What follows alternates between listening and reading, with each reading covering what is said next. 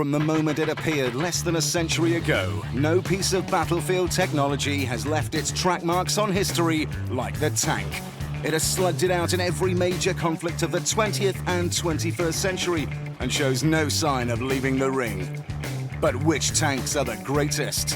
To find out, we canvassed some of the world's greatest tank experts. They include Tom Clancy, world-class novelist, tank fan, and military observer. War is about killing people and breaking things. It ain't the Olympics, it's not supposed to be fair out there. Bruce Dickinson, frontman from rock outfit Iron Maiden and amateur tank driver. Once you've driven 20 yards, you really don't want to stop until you get to Berlin. And billionaire tank collector, Jacques Littlefield. I have about 220 vehicles, of which 65 or so are actual tanks. And from the sharp end of the tank business, we have war vets. It was very similar to just getting out in the dirt and having a nice time. And the war-torn. Oh, this is love. The tank is about love. Now sit back and brace yourselves. The top 10 greatest ever tanks and the technology that makes them mighty. We all know what a tank looks like. It looks like a Sherman. We all know what a tank does. It does what a Sherman does. The number 10 greatest ever tank is the 33-ton fantasy tank that we recognize from newsreels, comic books, and Hollywood movies. I would definitely be someone who'd say I think the Sherman tank is one of the greatest tanks ever made. The M4 Sherman is the tank that won the Second World War for the Allies. In total, nearly 50,000 Shermans were built, and the greatest ever reunited one of the survivors with 3 veterans for whom the Sherman became their wartime home. Because during the Allied campaign in Normandy, when these men were still teenagers, they trusted their lives to Sherman's state-of-the-art technology. I haven't driven one of these for 60 years, but I'm willing to have a go. I'm Brian Carpenter. I was a driver on a Sherman tank. I'm Nobby Clark, and I was a gunner. My name is Ken Tout. I commanded one of these Sherman tanks. Making its debut in the Western Desert Campaign, 1942, the American M4 Sherman soon became the ubiquitous Allied tank. The Brits have them, the Canadians have them, the French have them, the Russians have them, the Chinese have them, and it manages to perform everywhere. We were impressed by the size of it, by the efficiency of it. The guns operated beautifully. Excellent, yeah. The gun in particular, 75mm. Very much more accurate, and a larger shell, which meant that we could shoot at bigger animals. It had to have a good gun, had to have good armor, but its main key was mobility. It had to be able to get fast into the enemy rear and exploit that breakthrough. It was so fast and so easy to drive, and it's a lovely ride, almost as good as being in a modern motor car. It's no surprise the Shermans drove like a car. They were built by the mighty US motor industry. The Sherman tank design was driven from the beginning by its producibility. The Allies thought that we were going to have to outproduce the Axis, so they were built by places like Baldwin Locomotive Works, by General Motors, by Pacific Car and Foundry. They were produced in vast quantities. For every sort of contemporary German tank, the Americans were delivering about 10 Shermans. The Sherman design was really a universal tank that was intended to be used by a largely citizen army. It needed to be operated by somebody who knew how to run a farm tractor, by somebody who could drive a truck. And you couldn't have got any greener than Brian Carpenter, a college student before he became a tank driver. And I've got the 2 steering levers between my knees, and I've got a clutch pedal and an accelerator pedal, and of course the steering levers act as the brake. Standardization is the key. It's only really in the engine that these tanks differ. This one, and others like it, had a 9-cylinder air-cooled radial, actually an aircraft engine. I didn't think an aero-type engine was perhaps all that suitable for a slow-moving vehicle like a tank. But of course everything was low-geared, and at full revs in bottom gear, it would only do 2 miles an hour. And in top gear, 5th gear, it would do 22 miles an hour. But you needed to be on a nice, smooth, level road a bit downhill, otherwise it wouldn't take it. The Sherman tank offered some unexpected domestic facilities when the lads were out and about. We didn't have any laundry, so you had to wash your own clothes. And the only way you could dry your clothes was that you have an exhaust at the back, which you switch the engine on and you can dry your laundry very quickly. And while you waited for your socks to dry, how about a cup of tea? You could put a kettle on the top of the exhaust and boil the kettle. Once you finished your tea and nature called, the Sherman supplied an unorthodox portable toilet. Empty shell cases. The toilet arrangements, this is where the empty cases come in, you see. If you had an empty case, this is reused, then you could get rid of it. And best of all, if you were caught short, it was easy to resupply. And there were times when there were no empty cases, so they pointed the gun in the direction of Germany and got an empty case. Nice one, Nobby. But the Sherman was much more than an exercise in improvisation. Everything about the tank's design was carefully considered. The American philosophy was to use the tank as an infantry attack weapon. So the armor is suitable for a vehicle which is highly mobile, has got to keep the enemy on the move, but isn't necessarily slogging it out with other tanks. But tank-on-tank action was an operational fact of life, and by the time modestly armoured Sherman arrived in Europe in late '42, it found itself on the receiving end from a new generation of German tank killers. And German tank commanders soon got the measure of the Sherman. I saw them first time when I came to the Western Front. There were no match for us. The very thin armor, easy to hit the armor, to penetrate the armor.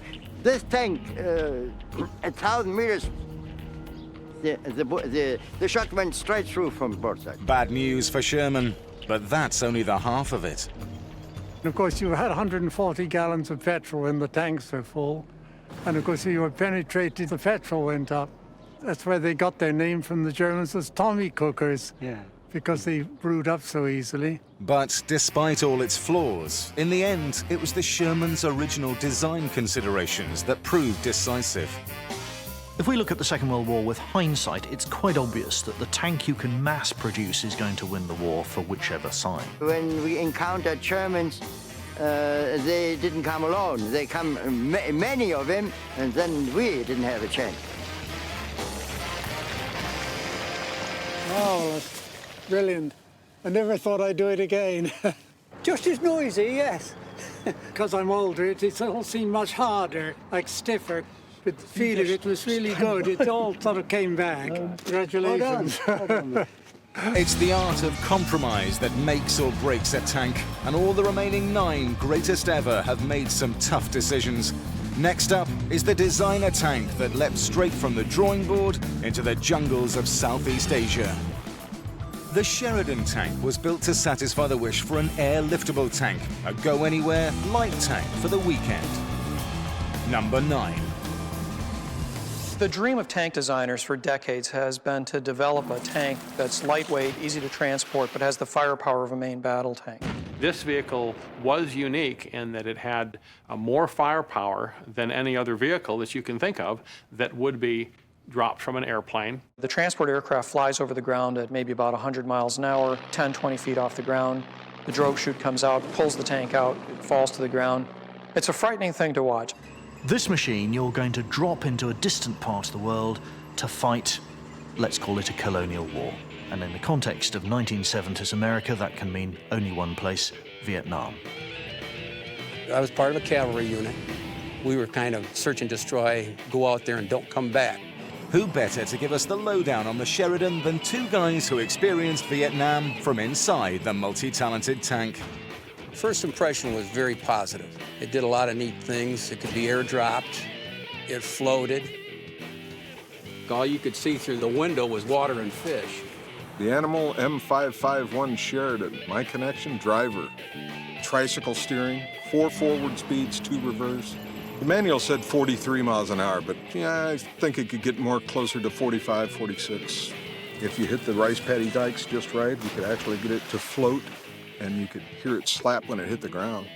The sensational cross-country performance of Sheridan was down to one thing: armor anorexia. Every aspect of the tank is calorie controlled. As soon as you start talking weight that's light enough to be dropped out of an airplane, you're talking about a tank that's going to have to be around 10 tons or 15 tons. And it's very difficult to do that with conventional steel armor. The only way Sheridan was going to stay in one piece was if it was made out of aluminium. For a given level of armor protection, you could get a much better structure that is something able to withstand the rigors of airdrop. And the requirement for heavy firepower on such a skinny frame led to the Sheridan's most striking feature. It has an amazing looking gun, a 152 caliber gun that fires missiles. It would follow an infrared beam, probably similar to a laser beam today. But it left the gun tube, and you swear it almost hit the ground.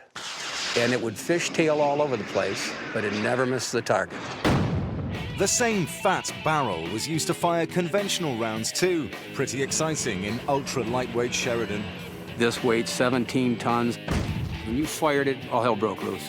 Lift the whole front end of the tank right off the ground. Hopefully you had a helmet on sometimes because your head would be knocked around inside the turret. I mean, it really was a kick. But the bouncy recoil created more than a headache.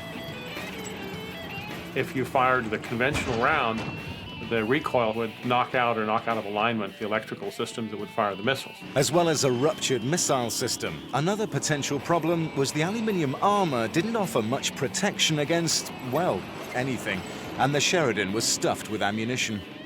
The driver's surrounded by ammunition on both sides. Then you have them stacked on the floor, 28 rounds. No smoking in the driver's hole, please. No smoking in the tank, actually. Try to keep any sparks away from the ammunition, or you'd lose your home. It's kind of the Swiss Army knife of combat vehicles. That is, it could do everything kind of okay, but nothing really very well. Discover the past with exclusive history documentaries and ad-free podcasts presented by world-renowned historians, all from History Hit. Watch them on your smart TV or on the go with your mobile device. Download the app now to explore everything, from the wonders of ancient Pompeii and the mystery of the princes in the tower to the life of Anne Boleyn and D-Day. Sign up via the link in the description. One of the things they tried to do with the Sheridan was to look at opposite design requirements. You needed mobility, but you had to have it air-droppable. It had to be able to swim. It had to be able to fire a missile. So it really does a very good job of putting all these things together. Granted, they're all compromises, but you end up with a vehicle that does have capabilities that was unlike anything else available at the time. To qualify for the list of greatest ever tanks, imagination counts for something, but it's performance that rocks out. And the Sheridan couldn't put its metal where its mouth was. Our next battle tank could not be accused of such underachievement. From the outset of World War II, Germany demonstrated ruthless tactical superiority and engineering excellence in its tank warfare. The Nazis created an armored force to which the Allies had no answer, and made it their business to stay one step ahead. In 1943, German tank technology found its ultimate expression in the Panther, 8th greatest ever tank. This is the last remaining operational Panther in the world, and the greatest ever brought this Panther veteran face to face with the big cat he commanded over 60 years ago. This thing is from outside in perfect shape. It couldn't be any better. You know, I could hear it and smell it again, you know. That's exciting, very exciting. The Panther was a big shock for the U.S. Army and for the British Army. It's an upsurge or evolution in tank design compared to everything that had preceded it. The single most important feature on the Panther was its firepower. It had a superb gun. The long 75mm gun that the Panther introduced was probably the best all-around tank gun of World War II. Okay, move! The Panther gun was purpose-designed as an anti-tank weapon. It achieved its power not by going to a larger caliber, but by going to a longer barrel and a larger powder charge. The gun itself, it's a very long barrel, and the size of the barrel is important because the longer the shot is in the barrel, the higher the speed, the higher the muzzle velocity. Like every other Panther commander, Wolfgang Sterner was impressed by the awesome power of the gun. You can destroy with this tank an enemy tank broadside at 2,000 meters without any problem. Any tank. it has an excellent cross-country mobility. Excellent. This suspension we had, if you go over a bump, you see how the road wheels are going up and down, you know? And that inside you have a relatively smooth ride. Other things, your brake comes off, you know, if you go fast. Keeping Wolfgang's brains in order was down to the Panther's running gear. This is the Panther suspension. What we see here is 8 road wheel stations. The innovation on this tank was to have large road wheels for low rolling resistance, but interleave them so that they could be placed close enough together to evenly distribute the weight. So as we go down here, what we see is alternating pairs of 2 together, 2 far apart, 2 together, 2 far apart. The Panther's original design came as a result of Germany's experiences on the Eastern Front. In 1941, German tank tactics fell apart when they encountered a new breed of Russian tank, which they were horrified to discover was much better than their own. Shamelessly, the German response to their new foe was to copy it, and the first thing they nicked was its sloping armor. This type of tank is the first tank we had in Germany with a sloped armor.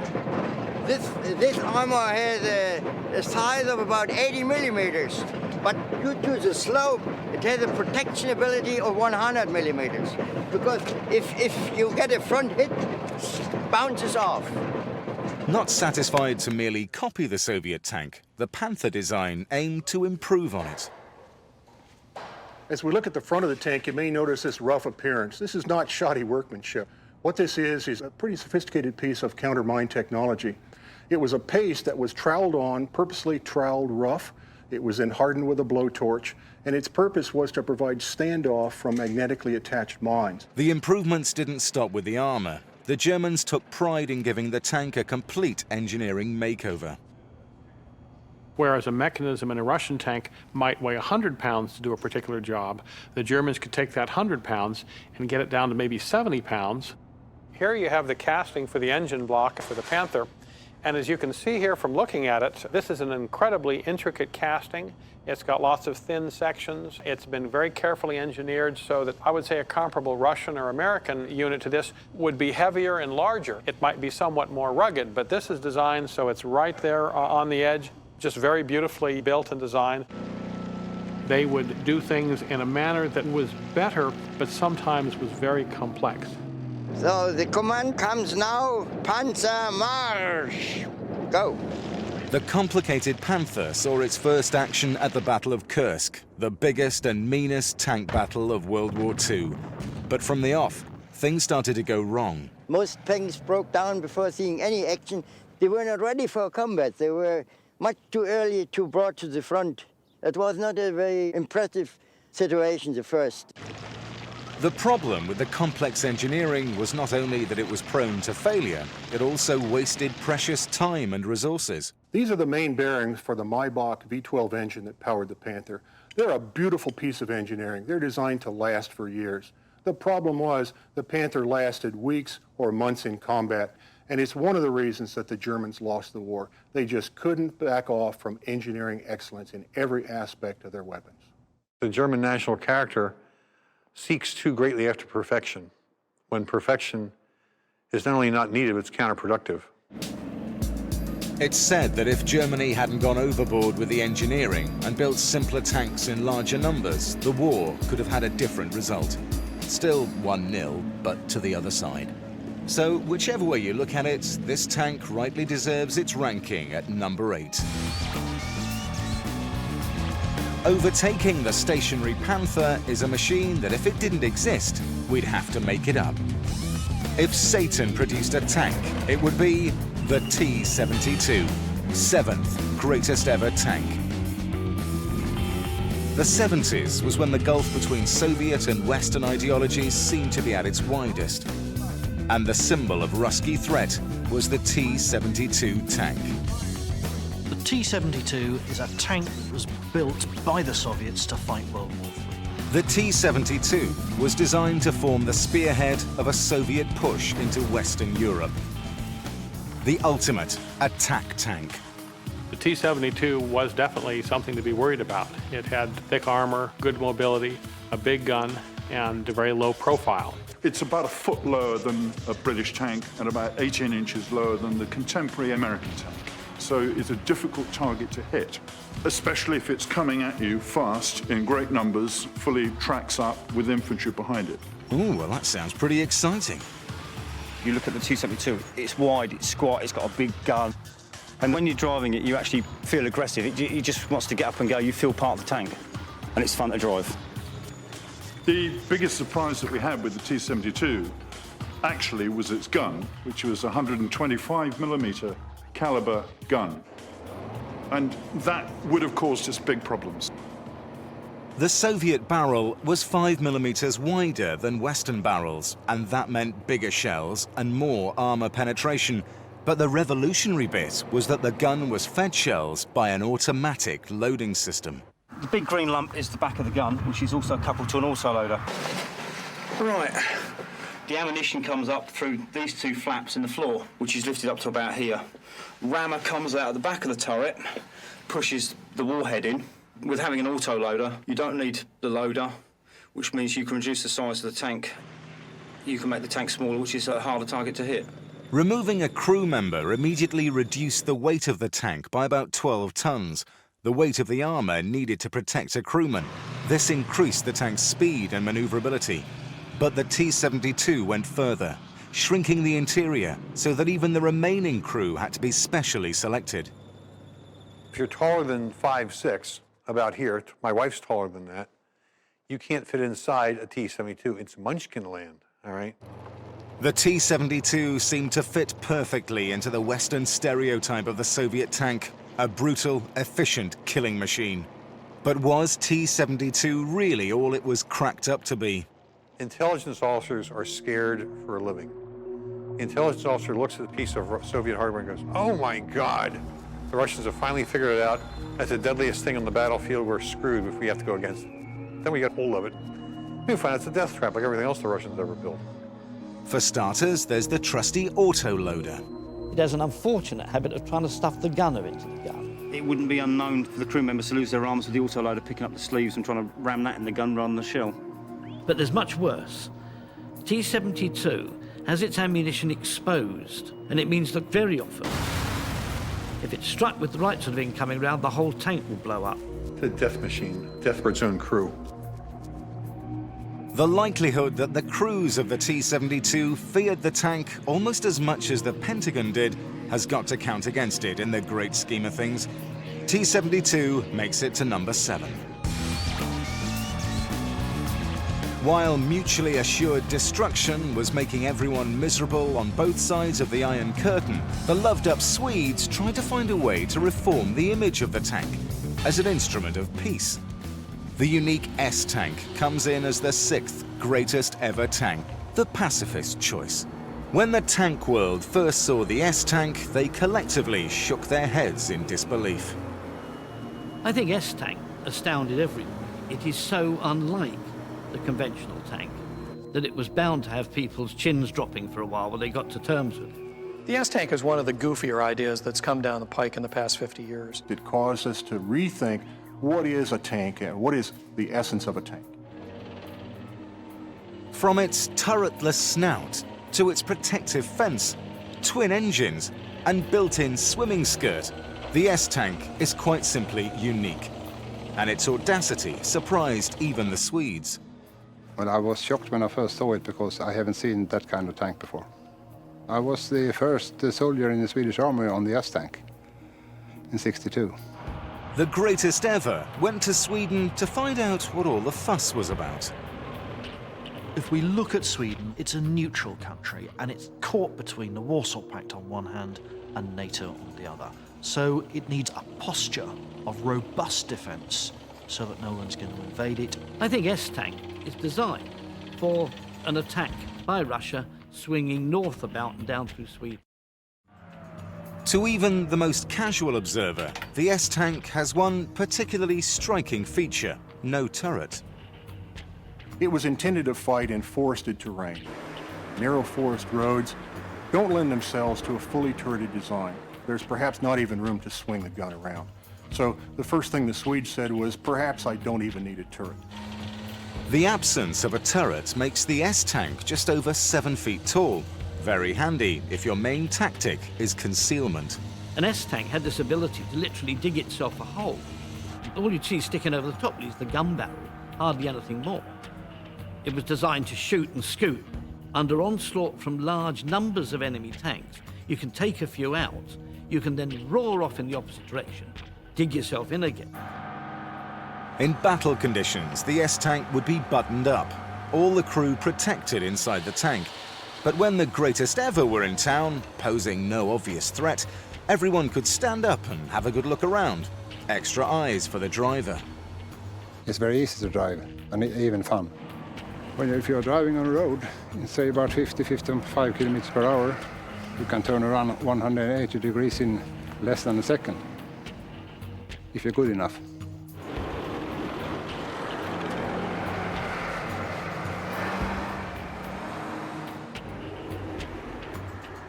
But it's more like the inside of a fighter aircraft than anything else, in that you're literally using the controls on a stem, everything, right at the edge of your fingertips. One of the S-tank's most astonishing concepts is the reverse driver. It's his job to drive the tank in reverse after it's taken a pop at a Russian tank column. You want to keep the gun and the armor still able to engage the enemy. You didn't want to turn the tank around. A solution, therefore, was a rear-facing third crew member, but he had a duplicate set of driving controls which faced to the rear. The tank could, in fact, drive as rapidly and as easily backward as it could forward. But the jewel in the crown of the S-tank is its unapologetic main weapon, the fixed gun. Well, the whole problem with a fixed gun is that you've got to manipulate the whole tank to fire. You had to be able to aim the whole hull in the same way a fighter pilot aims his whole aircraft. The design breakthrough was a controllable hydropneumatic suspension. The Swedish innovation was to be able to control these in such a way and in such precision that they could be used as a gun aiming device. To tilt the gun, the first and fourth pairs of road wheels move relative to the other wheels. Because the length of the track is fixed, it means that the tank has to tilt up and down. What you can see here is the arm that the first road wheel is connected with. And that one moves when you move the hull. The elegant and sophisticated S-tank was feted by the world's military. They loved it, but nobody bought it. It was intended to fight a Russian army on Swedish terrain using Swedish army tactics. It was so well tailored to that mission that, in fact, it wasn't a very good fit for anybody else in the world.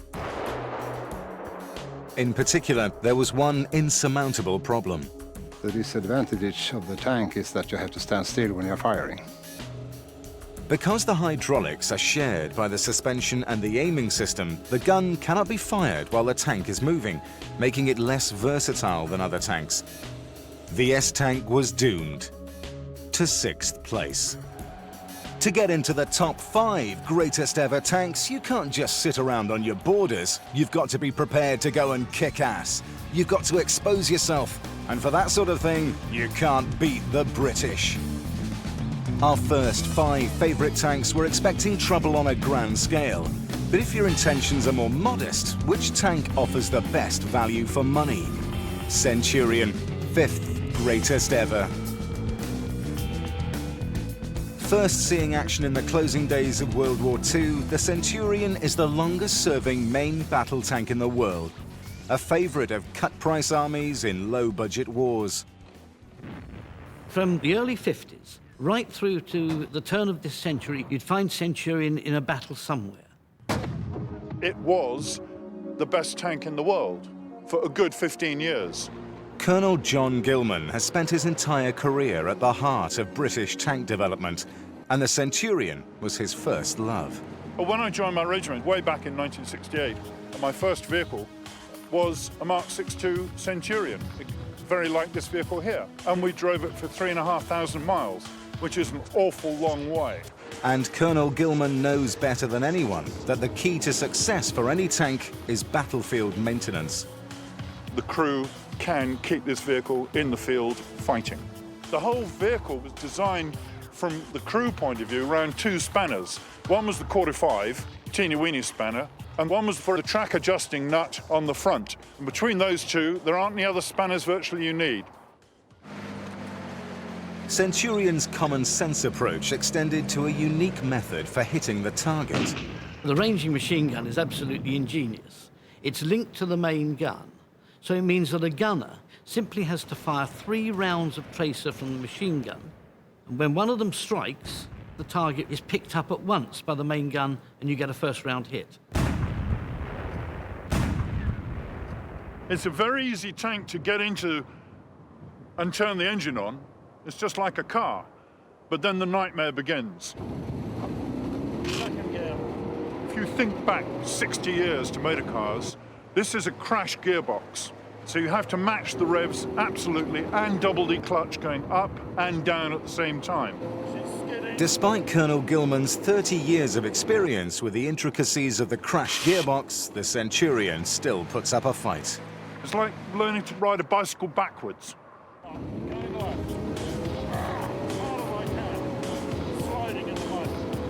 The Centurion may be a bit of a handful, but it's the fuel economy that really hurts. You're talking going cross country at least 5 gallons a mile. 5 gallons a mile. It gives you across country about a 40-mile range before you start getting worried and have to refuel. You don't have to have everything great on a tank, but if it goes fast, it's maneuverable, it can blow up other tanks and not be blown up itself, that's a pretty good tank. If you're in combat in this vehicle, you're highly likely to survive. You're going to win. In a world that seems to crave bells and whistles, the Centurion remains true to its principles. Keep it simple, stupid. With the handling characteristics of a mule and a range of only 45 miles on a tank of fuel, Centurion makes it to only number 5.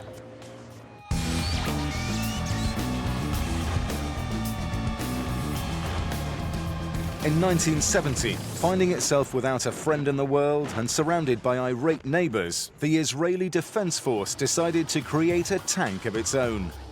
At number 4, Merkava, the DIY tank.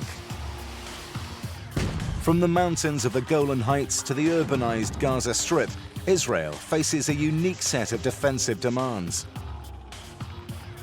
The Merkava is a very successful vehicle because it does 2 things. It can fight in close urban combat, but it can also do the traditional job of a tank and fight in open country on the Golan Heights. The Merkava is a creature of Israel.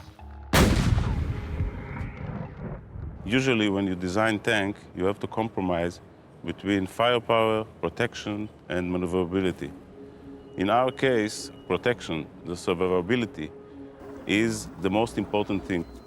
Survivability is a big issue for a country with a population smaller than London's and a conscript army made up of both men and women. My name's Eleanor Kushner. I'm a tank instructor here in the School of Armored Forces. I teach soldiers how to be drivers, actually. This is my favorite part of the tank, the power unit. The engine and the transmission together in the front of the tank. That's why the tank is called a Merkava, which means in Hebrew chariot. Just like horses were in the front of the chariot, they were the power unit of the chariot. So is the engine and the transmission a power unit of the tank. Now, if a shell hits the tank, it would hit the power unit and not the people that work in the tank. The driver that sits over here is moved to the side. I don't want to sit in the middle, right in the front where a shell can hit me. I'd rather sit on the side. See perfectly well where I'm going without having shells hitting me. I have the whole desert for myself when I'm driving tanks. It's an amazing feeling. I mean, you can go so fast and it's just a monster. It's this powerful monster. One of the things that makes the Merkava so unusual is that it's in a continuous state of evolution, reacting to the unique requirements of the Israeli army. According to our experience, there are a lot of small innovations in order to make the tank and the suspension suitable for area like the Golan Heights. Especially, the area is very rocky. The unique spiral spring suspension on the Merkava has increased its efficiency by allowing the springs to separate completely from the running gear when it goes over a particularly big bump. The arm of the road wheel is not connected to the spring. When it goes down, it disconnects, goes by gravity down. The tank free falls back onto the suspension arm. This increased travel makes for a much more pleasant ride. The suspension is also taking part in protecting the vehicle. As you can see, it covers most of the side of the tank. The tank was developed virtually in a combat situation. This is quite exceptional. All those lessons that are learned on the battlefield are streaming in while the thing's being designed. Well, another thing is these chains. They're called Se'arot Shulamit, which means in Hebrew the hairs of Shulamit, which is a girl's name.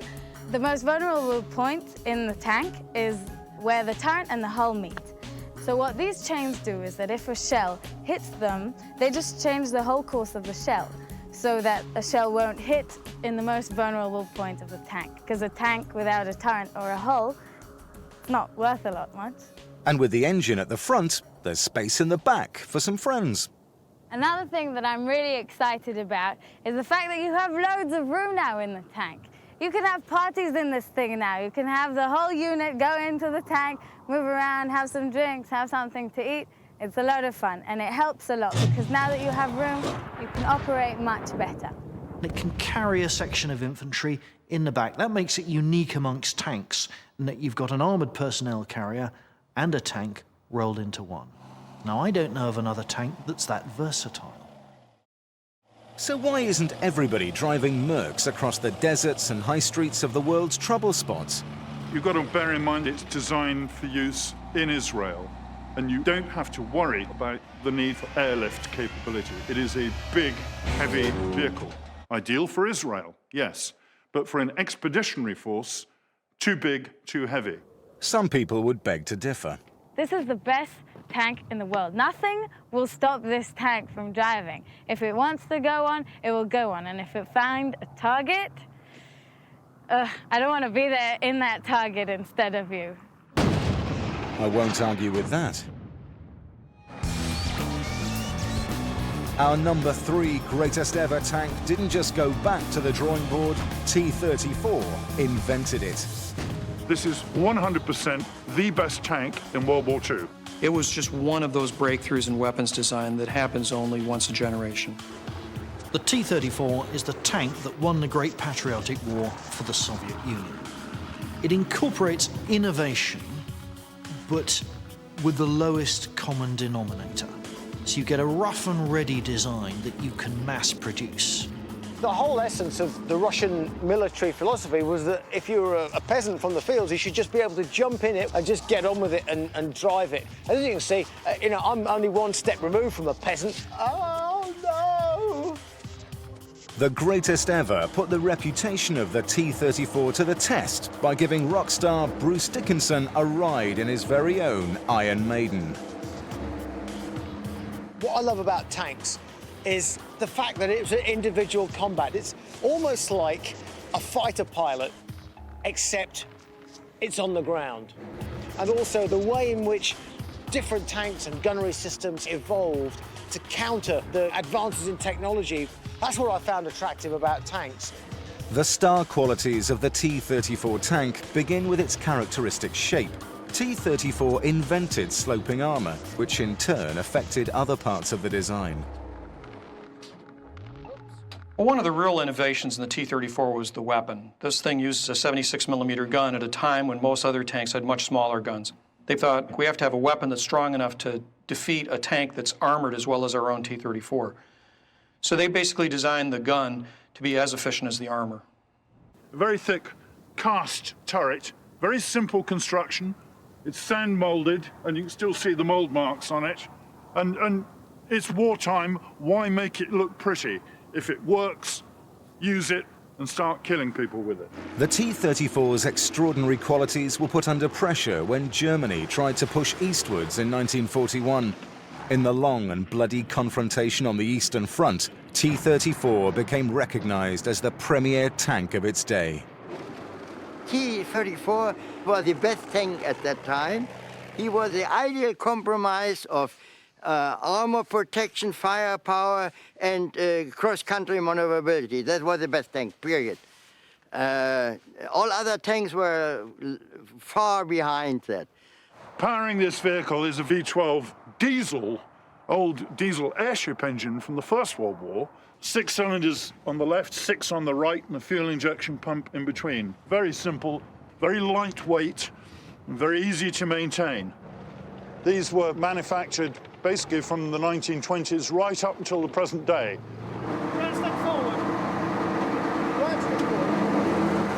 The T-34 may have been a great weapon, but it was a horrible tank to serve in. When you have a big 450 horsepower engine immediately behind you, bolted straight to the floor, all that vibration gets passed through the metal, up your legs. It's very unpleasant inside of it. I'd say so far of all the tracked type vehicles I've ever driven, this one is the most fun and the filthiest, which is the same thing, really. T-34 transformed Russia from a peasant economy to a superpower. A tank capable of that deserves some respect. T-34, third greatest ever tank. The penultimate greatest ever tank has so many bells and whistles that no tank in its right mind would pick a fight with it. The Abrams has to go looking for trouble. Number 2. The tank is big, it's very well protected, it's extremely fast, and has a darn good gun. It's just a stunning piece of technology. It's scary to think how much better it is than tanks were 1 generation ago. A single Abrams can take on one or more of any other tank on the battlefield and still win. The M1 Abrams, you have a Rolls-Royce of modern tanks that's seen the Americans through several wars. I was hit in the side, the front, and the rear. Right in this particular area right here is where I was shot. We went downtown Baghdad knowing that we could be shot at from above. We were being fired at by heavy machine guns and rocket-propelled grenades. I mean, rocket-propelled grenades are designed to destroy vehicles. Rocket-propelled grenades are tremendously destructive weapons, able to burn through up to 30 inches of steel armor. But the Abrams tank is covered with a new generation of laminate armor, lightweight, and more than capable of dealing with an RPG. Its top-secret composition saved Lieutenant Montgomery's life. The first hit actually hit right in this area. It exploded, took out my 50 caliber machine gun, as well as all the ammunition that I had stowed here. This is where I was standing. The hatch was actually down in what we call open protect. And that's when he fired. The tank did exactly what it was supposed to do, absorb the impact. Yeah, it was a good shot, but it was the last thing he ever did. The tank from behind me shot him. But the Abrams is much more than an armored shell. The M1 is designed to be user-friendly and enemy-averse. It's got a fire control system that I call I Wish He Was Dead. Theoretically, in less than 5 minutes, an M1A2 Abrams can kill off an entire battalion of its enemy. Keeping the 68-ton Abrams moving is a 1,500 horsepower jet engine. Take the governor off the engine, the M1 tank will go over 70 miles an hour. Once you get on it, it'll take a couple seconds for it to kick in, but once it does, it feels like, I mean, there's nothing that's gonna stop you until you put the foot on the brake. The use of an aircraft jet engine has been a source of controversy ever since the Abrams first visited a gas station. The M1A1 has approximately 504 gallons on a full tank, and it gets about a half a gallon for every mile. It takes approximately 8 gallons to start the engine, which is quite a bit. I just think it's absolutely barking mad putting a gas turbine engine on a tank. It's the most incredibly thirsty engine on the planet. I mean, you need an oil refinery following the darn thing up the road to Basra. Fuel economy aside, the jet engine also creates a superheated exhaust. If, of course, you've got a great big jet efflux going out the back like a little blowtorch, well, you know, you're going to get yourself a heat-seeking missile straight up your jacksie. Not very nice. Despite such quibbles, the fact remains that Abrams is a heavyweight message that tank warfare is alive and kicking in the 21st century. 2003 will be the last time anybody even thinks about tangling with the United States military in a set-piece battle. Watch this space. From 10 down to number 2, we've seen them spit and bite, we've seen them swim and snarl, we've even seen a tank fly. But now, time to reveal the tank that ranks number 1 in the greatest ever, after the break. 9 came close, but when it comes to the greatest ever tank, there can be only one. Germany had been banned from making tanks after World War II. They just hadn't played nice with the ones they'd had. But by the 1970s, a new Germany was allowed back into the tank shed, and the technological excellence that created the Panther spawned a new generation of big cat. Leopard, the greatest ever tank. It's an excellent machine. You compare it with other tanks, and you'll see that it's smaller, lighter, and faster. I think it's the best combination of firepower and mobility on the planet at the moment. The perfect tank, it's got to be mobile, it's got to be armor protected, it's got to have firepower.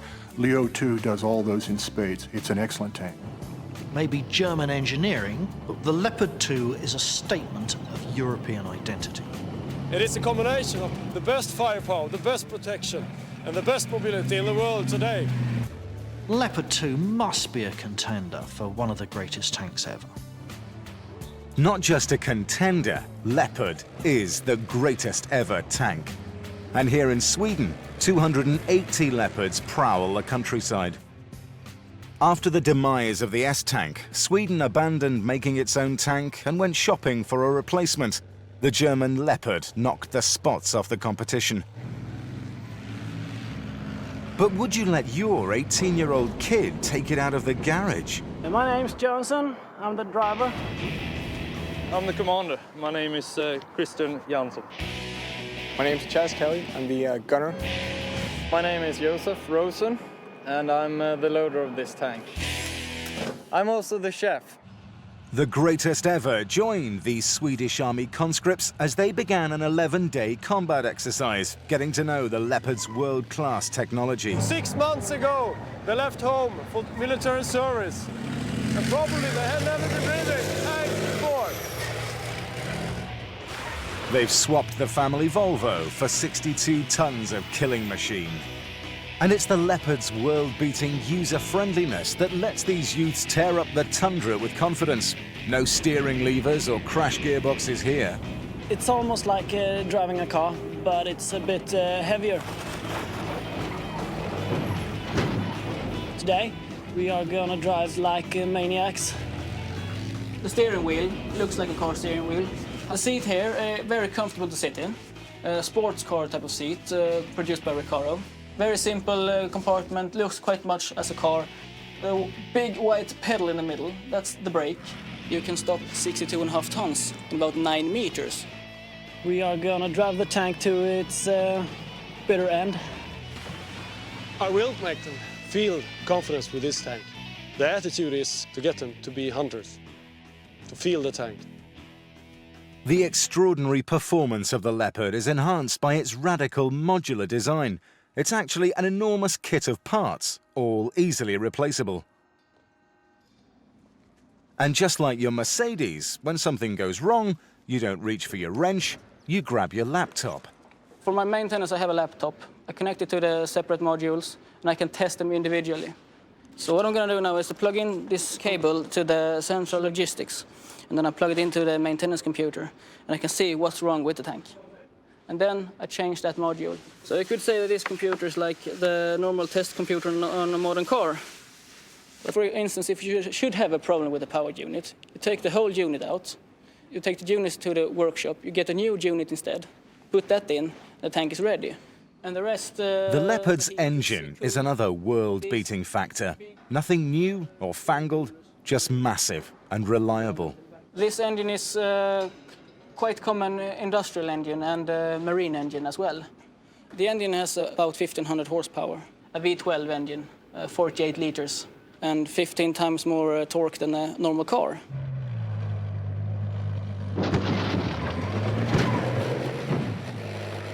If you're worried that treating the Leopard like a giant skateboard is going to bust the tank, fear not.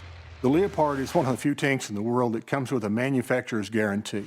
As long as the factory supervise your maintenance, then you're okay for a good 14,000 kilometers, which in tank terms is an awful long way. To help stop the conscripts from running into each other, the Swedes use a state-of-the-art tank command control system. It's an elaborate version of the system taxi firms use to check on their drivers. And I just move around this map. Of course, I can center the map on my own tank or on somebody else's tank. That's no problem at all. And they can also broadcast anything they want in text or icons. It's innovations like this that keep the Leopard one step ahead of the pack. Because by keeping most information on the screens and off the normal radio system, they can keep radio conversation focused on the important things. Almost 100% of the radio talk now is about the enemy, as it should be. I just need to find the enemy and go kill him. That's fighting talk. The greatest ever decided it was time to put the world-beating performance of the Leopard to the test against the local champion, a Volvo, over a treacherous 400-meter slalom course.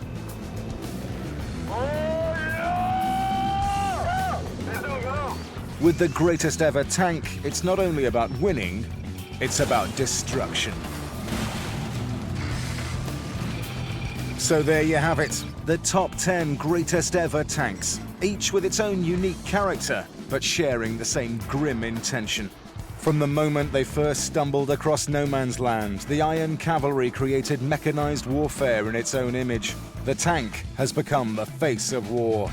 Be afraid, be very afraid.